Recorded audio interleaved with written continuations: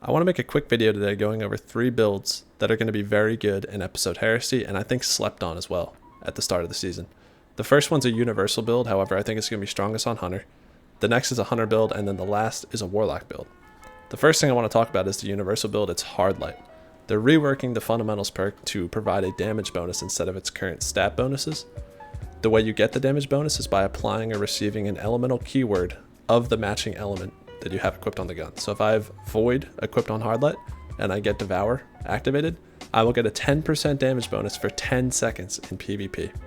That damage bonus is enough to take Hard Light's TTK from a 0.8 to a 0.7, and the best way I can think of to get this damage bonus consistently, and I'm sure a lot of people thought of this too, especially even in PvE, is Gear Falcon's Halberd.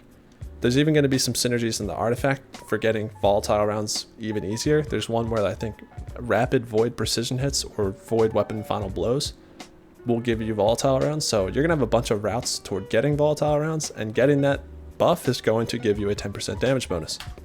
So it's going to reignite that old 0.7 TTK of this weapon that used to make it the best weapon in the game way back in the day. And that's just insane, because it's also coming with the added benefit of exploding the people you're killing. So you're going to be crowd controlling and killing extremely fast from infinite range with like no recoil. So be prepared for this. I think a lot of people are going to be using this, and this is a universal build though. You can use this on Titan, you can use it on Warlock, as long as you have ways to get the elemental keywords applied or received. Speaker Sight Warlocks, you can use Solar Hard Light. Arc Titans even getting amplified would work, so you can use Arc Hard Light. It's not hard to get amplified, you just need like a melee kill or a double kill with Hard Light. So there's a bunch of options you have, and they're all going to be very good. I mean, Getaway Artists on Warlock, that will work as well. So be prepared for this thing. It's going to be nuts, but now I want to go into the next build, which is a Hunter build. The next build I want to talk about is Radiant Dance Machines, and all the different hipfire guns are going to be able to synergize with it. So Radiant Dance Machines is being reworked to provide increased hipfire range, accuracy, mobility, and AE to all your primary weapons, and that's just all the time. Now it remains to be seen how much of a range increase this will be, how much of an accuracy increase, and what the mobility is going to be like, if it's going to be mobility stat or like a strafe speed multiplier. I'm going to test it all next season and figure it out. But beyond just last word, what I want to talk about is a couple other combinations. Prophet. It's long been a lackluster hipfire weapon until you proc offhand strike, but maybe with Radiant Dance Machines you won't need this perk as much anymore and could maybe use something like Explosive Payload to activate text balance stock in 2 shots, or you could even use Cascade Point and pair this with something like Fiorituna.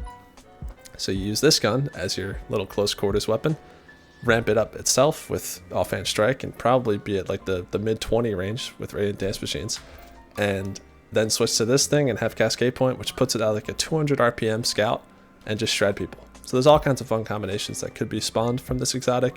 Tommy's Matchbook might be a really good option as well.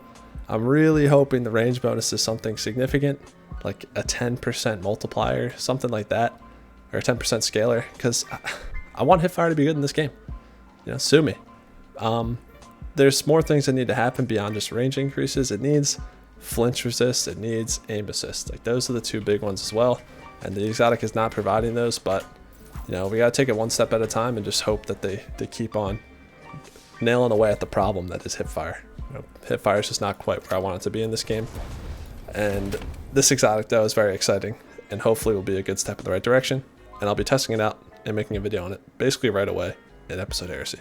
But let's move on to the third and final build. The final build I want to talk about revolves around Secant Filaments. This is getting a very small and very logical buff. They're making it so when you get kills with Devour active, you get Rift energy. That's it. Currently, when you pop an Empowering Rift, you get Devour, and then if you walk in and out of it, you can keep refreshing that timer at 11 seconds, which is very good. It's fine. But you have no way to get your Rift back quickly, so once your Rift's gone, the cycle's over and you gotta wait like another 30 to 40 seconds to rinse and repeat. But if this gives you an amount of Rift energy similar to the grenade energy you already get with Devour active, you're going to be chaining Rifts. When you get a kill with Devour, you get 20% of your grenade back with every kill. So if it's 20% of your Rift as well, just like stacked on, that's ridiculous. I'm here on Dissonance. If I plop this Rift down, I've got Dead Man's Tail on, say there's a bunch of people over here. If I get this Rift down, I have 11 seconds to Devour. I can walk in and out of the Rift and it refreshes. If I hit like 5 headshots, I'm 2-tapping with Dead Man's Tail because I'm in an Empowering Rift. I'm getting all my health back on kills, and I'm replenishing potentially 20% of my rift with every kill.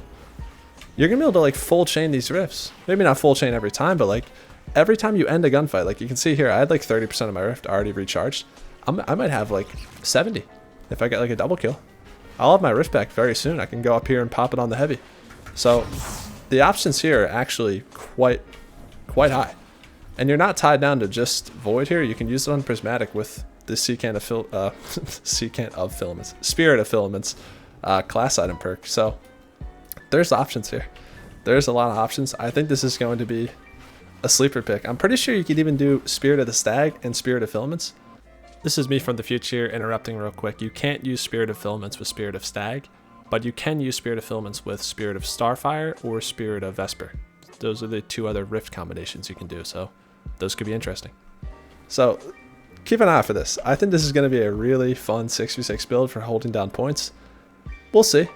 We'll see. But yeah, those are the things I'm looking forward to this season. Hardlight would even work with this as well. So Hardlight builds, Radiant Dance Machines, and Secant Filaments. That's going to be testing out. Those will probably be the first 3 videos I make.